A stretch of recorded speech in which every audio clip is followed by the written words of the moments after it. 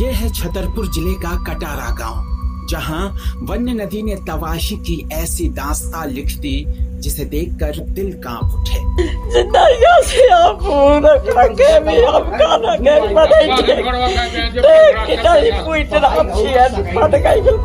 जब हम बाढ़ के बाद ग्राउंड जीरो पर पहुंचे तो गांव के हालात चौंकाने वाली है। आम जनजीवन पूरी तरह प्रभावित है। कटारा गांव में दर्जनों घर या तो ढह चुके हैं या फिर पूरी तरह पानी में समा गई है।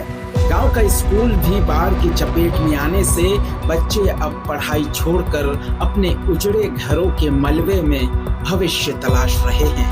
लोग मजबूर हैं। भूख, भय और बेबसी के बीच राहत शिविर का भी कोई इंतजाम नहीं है। यहाँ से भर गया था। हाँ, हाँ।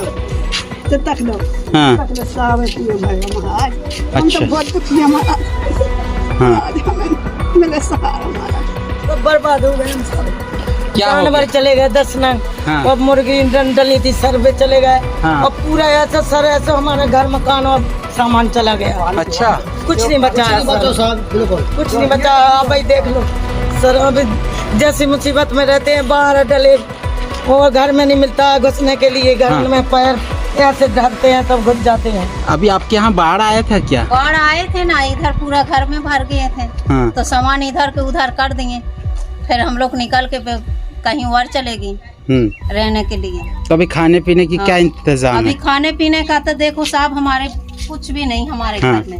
हाँ। थोड़ी सी बाल्टी में आटा पड़ी है। देखो पूरा टूटा हुआ पूरा। देखो हम बहुत गरीब है। देखो हाँ। हमारे कुछ भी नहीं खाने पीने का इंतजाम। कटारा गांव के ये हालात सिर्फ एक गांव की कहानी नहीं, बल्कि उस सिस्टम पर सवाल है जो आपदा के वक्त भी आंख मूंदे बैठा है। अब सवाल ये है, क्या इन लोगों तक मदद पहुंचेगी या बाढ़ के साथ इनकी उम्मीदें भी बह जाएगी? Bureau report, hello Bharat. के भागे फिलहाल मुश्किल में बचे हमारे सब बाल बच्चे बस कहा। अच्छा, क्या नुकसान हुआ है आपका? सब सामान आटा पानी सब बहागा, कुछ नहीं है। सब नाजन सब बहागा, कुछ नहीं बचा। जीव लेके बच भागे वैसे। तो अभी प्रशासन की तरफ से कोई मदद पहुंचा है आप लोग? कुछ नहीं मिली साहब, कुछ नहीं मिली। कौन सा गांव है ये? कटारा है साहब।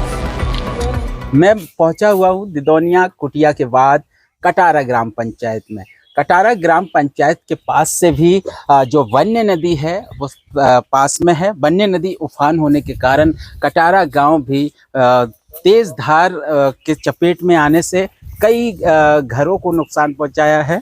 कई घर ढह गए हैं। गांव में क्या स्थिति है? गांव में लाइट नहीं है पिछले 10 दिनों से बताया जा रहा है। सरपंच हमारे साथ मौजूद हैं, ग्रामीण हैं, इन सभी से हम बातचीत करने पहुंचे हैं। पहले सरपंच जी से बात करेंगे। सरपंच जी, क्या हालात थे जब बाढ़ जैसी स्थिति आपके यहाँ पे थी? तो सर जी मान के चले कि हलक में प्राण अटके थे। हाँ, ऐसा मंजर मैंने तो क्या, जो यहाँ पे 70-80 साल के लोग हैं वो बता रहे हैं पहली बार ऐसा मंजर देखा है। ना तो घर गृहस्थी की टेंशन थी। हाँ। टेंशन थी तो सिर्फ अपने प्राणों की, जान बचाने की। हाँ। कि कैसे बचेगी तो ये स्थिति। क्या प्रभावित हुआ है? किस चीज को ज्यादा नुकसान पहुंचा है? सर जैसे काफी घर में पानी, जहाँ से जिस एरिया में अपन खड़े हैं यहाँ से लगातार ये सब घर डूब चुके थे। तो लोगों के लिए, कुछ घरों में ऐसा है कि खाने के लिए अनाज तो ठीक है, आटा कुछ नहीं बचा है उनके पास कि वो एक वक्त की रोटी बना के खा सके।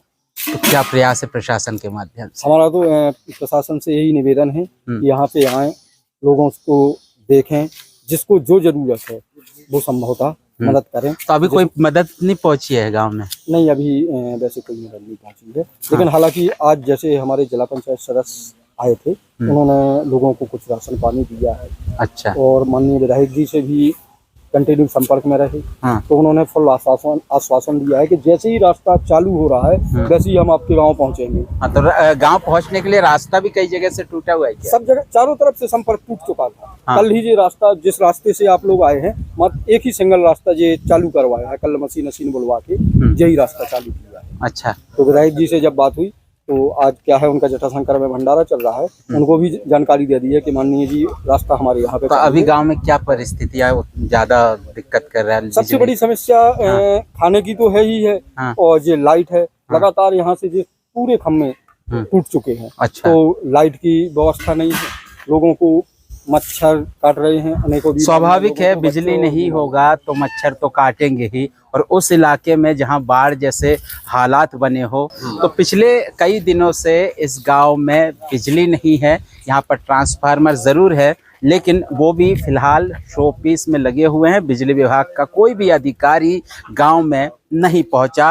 मैं बता दूं, दिदोनिया कल हम पहुंचे हुए थे। दिदोनिया, कुटिया सहित ये कटारा गांव है। कटारा गांव के साथ साथ अन्य और भी कई ऐसे गांव हैं जो बाढ़ के चपेट में आने से पूरा तहस नहस हो चुका है। लेकिन जिम्मेदार जो प्रशासन है, प्रशासनिक अमला गांव में नहीं पहुंच रहे हैं। यही कारण है, ग्रामीण परेशान हो रहे हैं और सरकार से मदद की गुहार लगा रहे हैं। लगातार बने रहे मेरे साथ। नमस्कार।